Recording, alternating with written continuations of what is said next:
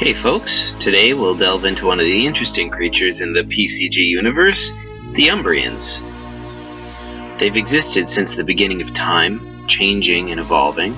So far they've only appeared in 2 paper computer games, but there's a ton of lore about them. Some of it apocryphal. We'll try to piece together what's known about the Umbrians from these disparate sources. Umbrians are shadow people, spirits bound to the world through their masks. While the masks are the only physical parts, their shadow bodies can manipulate objects. Unless the mask is broken, they could exist forever. Umbrians exist on 2 known universes. The PCG Universe, which for simplicity I'll just call Earth from now on, and Saluna, an alternate world with geography similar to Earth but with a wildly different history and culture. Here's what we know. In Saluna, there was a catastrophe due to the machinations of a mysterious man. The city of Diz was enveloped and blasted off the face of Saluna.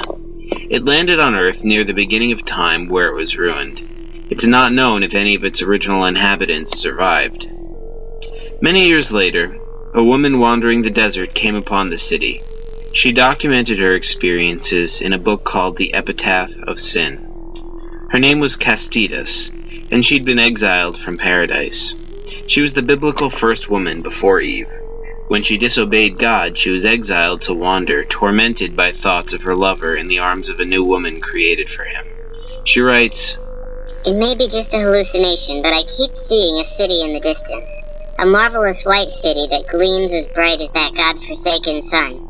It twinkles like a distant morning star."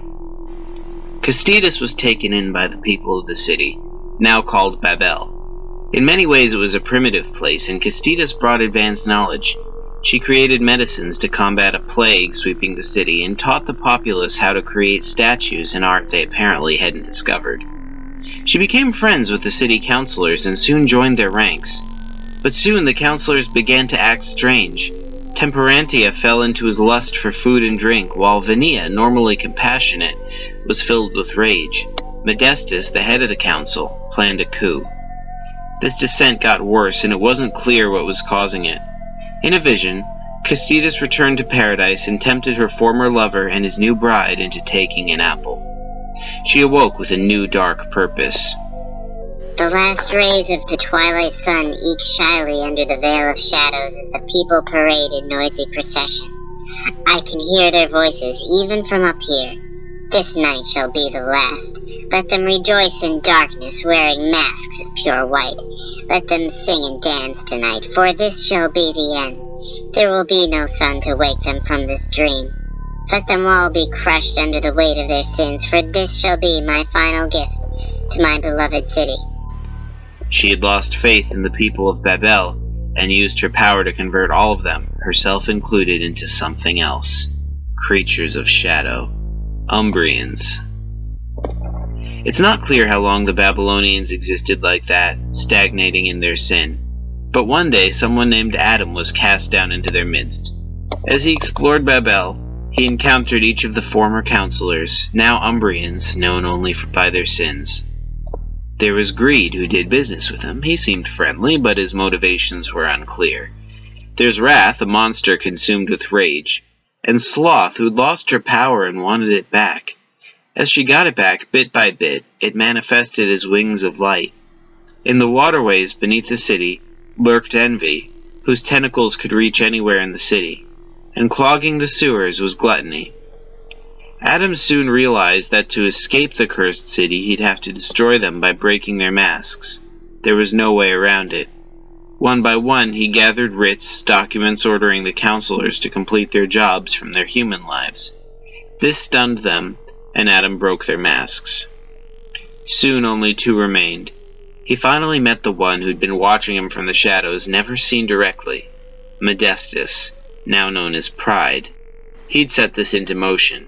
Now he encouraged Adam to confront Lust, the Umbrian who'd once been Castitas. He engaged her in a final battle, where he broke her mask, breaking the curse once and for all. Modestus then sent Adam away. The end of the curse wasn't the end of the Umbrians.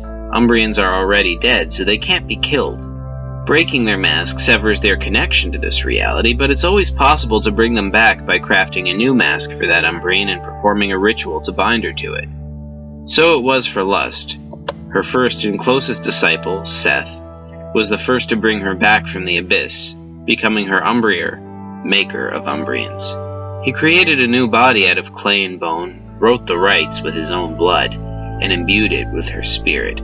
He gave her a new name, Lilium, after a pristine white lily, and also after Lilith, meaning the darkness of night.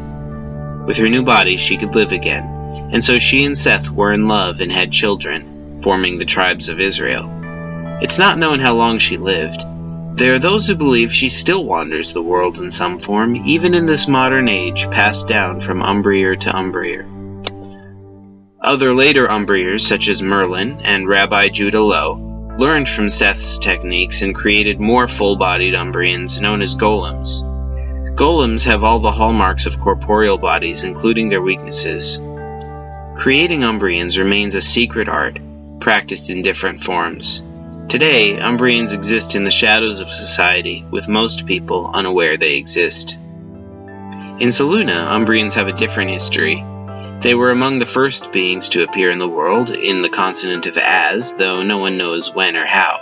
According to legend, they were created by the goddess Saluna. It is said that the goddess was the first spark of light in the chaos of the void.